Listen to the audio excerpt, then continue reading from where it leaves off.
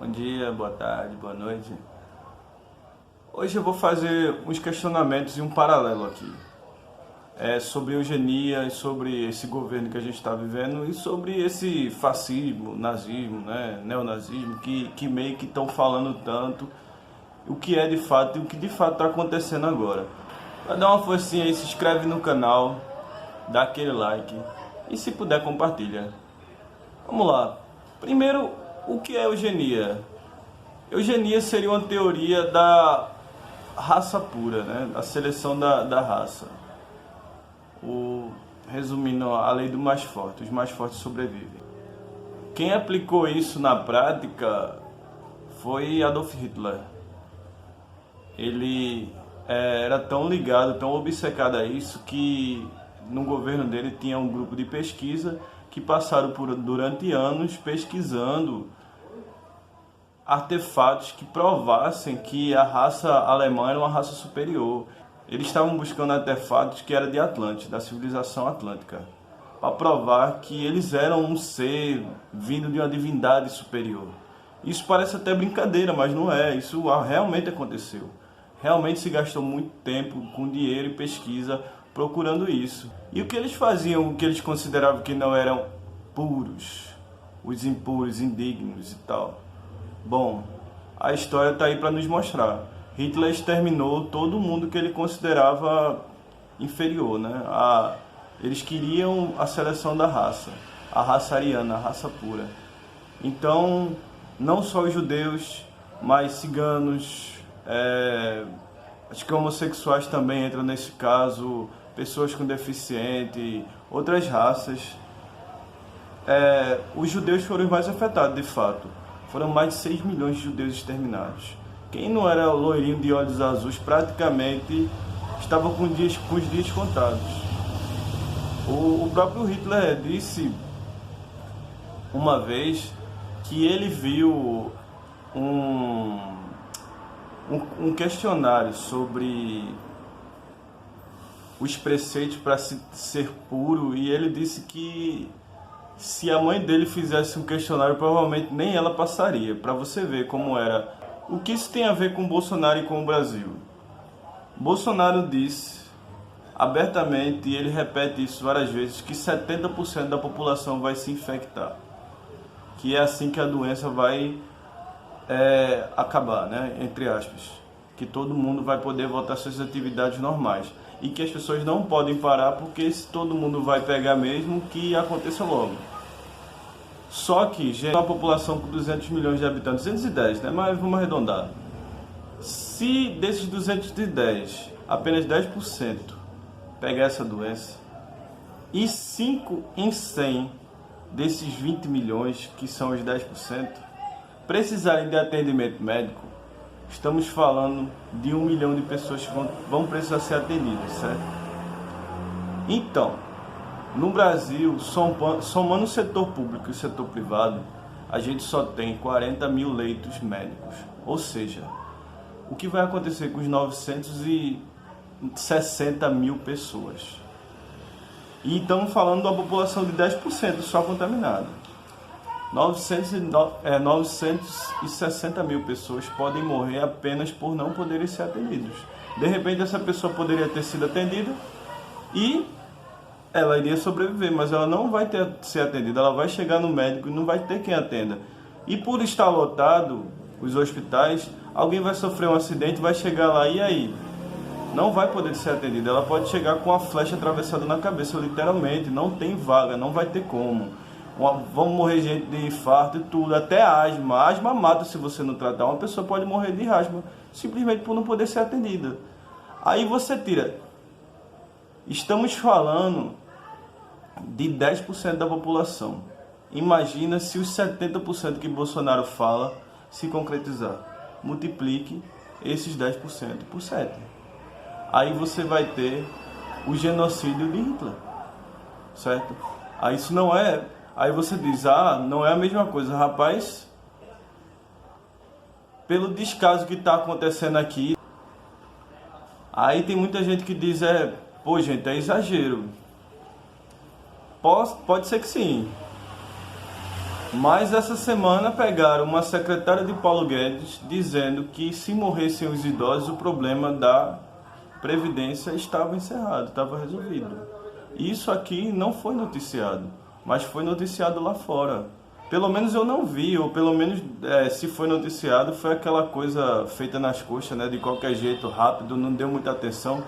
Mas fora do Brasil, isso rodou o mundo.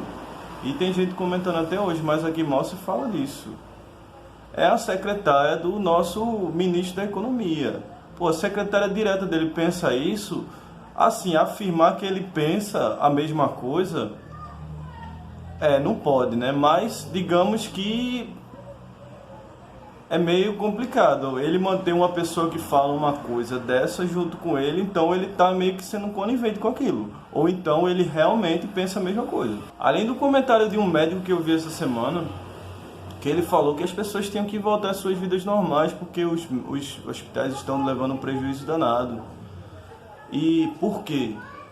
Porque tratar Covid não dá lucro não. O que dá lucro é atendimento de cirurgia de estética, acidente de carro. Tipo, poxa, que falta de sensibilidade, cara. Imagina aí, muita gente morrendo e o cara preocupado com o bolso dele, mas assim, a gente tá vivendo um momento escrachado, cada um pensa o que pensa, cada um fala o que pensa, por mais absurdo que seja. Aí você olha o radicalismo que o Brasil está chegando, possa ser que ainda não esteja nesse nível, mas está chegando. Quando você vê esse tipo de cena, olha essa cena.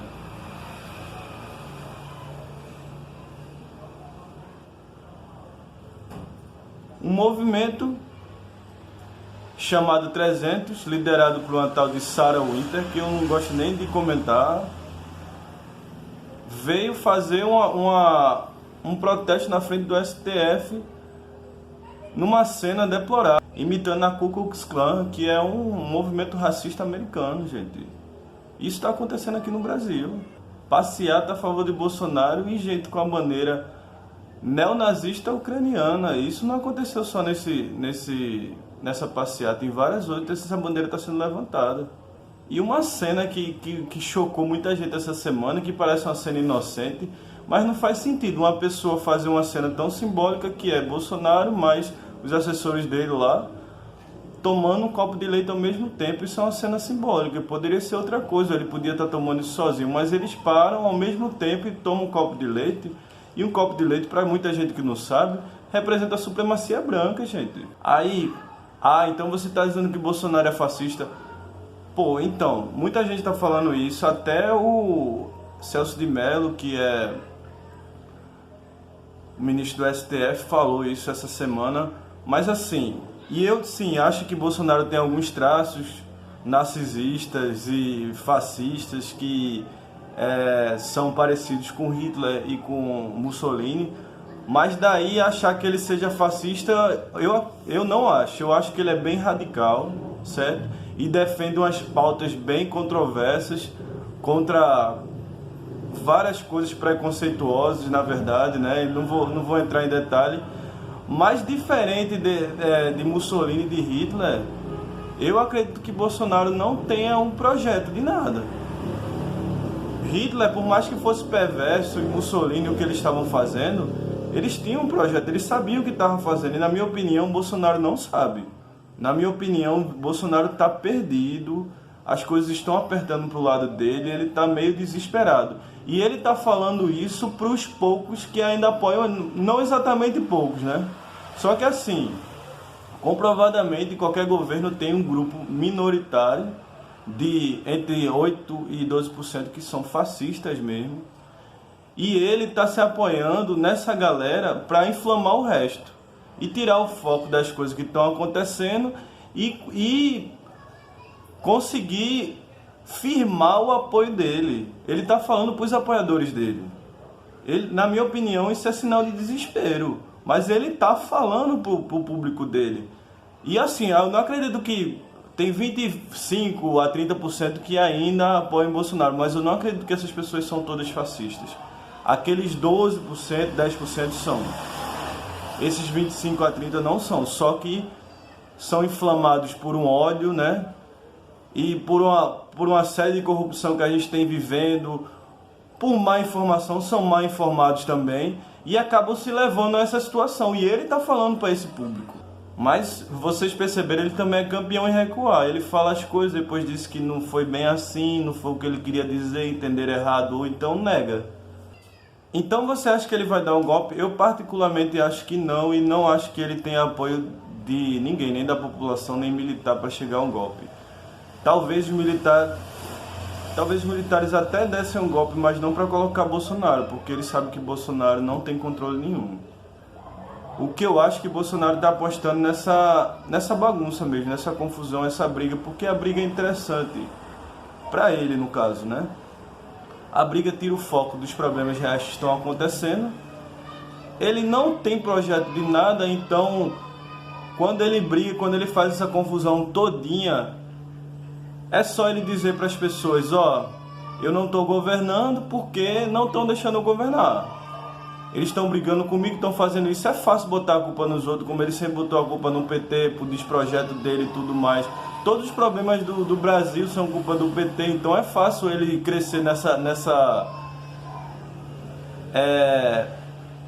com essa ideologia. Porém, se ele der um golpe, se ele começar a assumir, as pessoas vão entender que se ele tomar conta de tudo, as pessoas vão entender que ele não tem projeto de nada, nenhum para coisa nenhuma. Ele não sabe o que está fazendo, então para ele é melhor continuar essa briguinha. E essa briguinha também muda o foco, porque até agora ninguém fala em pandemia, ele não está resolvendo nada, não fez nada em relação a isso. Bolsonaro não vai terminar esse mandato, acho que provavelmente ele não termina nenhum ano, certo? Só que infelizmente daqui para lá vão morrer muito mais pessoas e o desemprego, a expectativa é que chegue até 20 milhões de pessoas, né? Se antes estava ruim, vai ficar muito pior.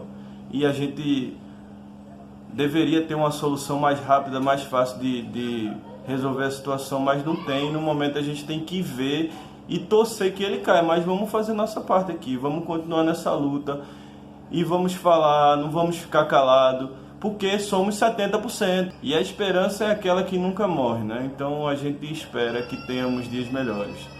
Quando ele sair, talvez dificilmente vai melhorar, certo? Mas só ele não estando lá já não está atrapalhando, então pelo menos ele sair já vai ser alguma coisa. Agradeço mais uma vez, se puder compartilha, dá aquele like e muito obrigado.